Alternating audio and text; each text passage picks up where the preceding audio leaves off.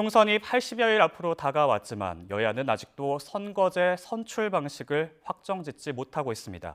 지난 총선 때 꼼수라고 비판받았던 위성정당이 다시 등장하는 게 아니냐는 우려가 나오고 있습니다. 김대겸 기자입니다.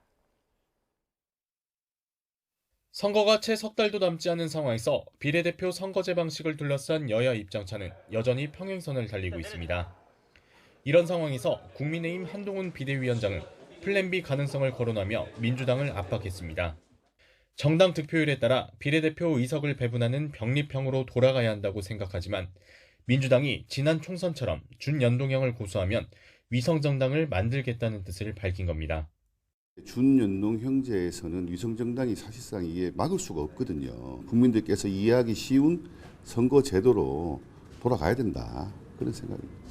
민주당도 여전히 여러 안을 놓고 고심하고 있지만 여러 변수가 맞물리며 입장을 확실히 정하지 못하고 있습니다.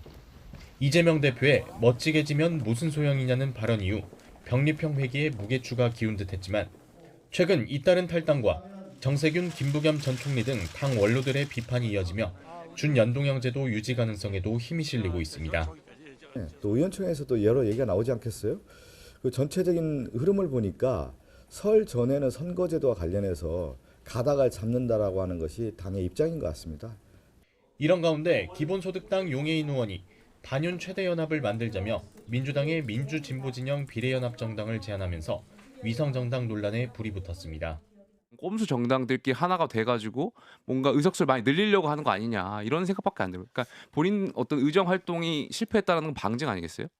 준연동형 비례대표제가 잘 자리 잡고 있는 나라들은 선거 연합이 굉장히 일상적이고 자연스럽게 일어납니다. 위성정당이라는 공포론을 또다시 들고 나오는 것은 저는 좀 굉장히 위험한 접근이다. 그렇죠.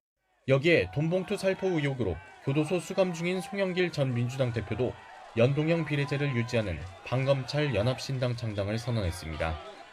여야 모두 공식적으로는 위성정당 창당을 논의한 적이 없다고 밝히고 있지만 정치권에서는 이대로라면 위성정당이 다시 등장하는 건 시간 문제라는 분석이 나오고 있습니다.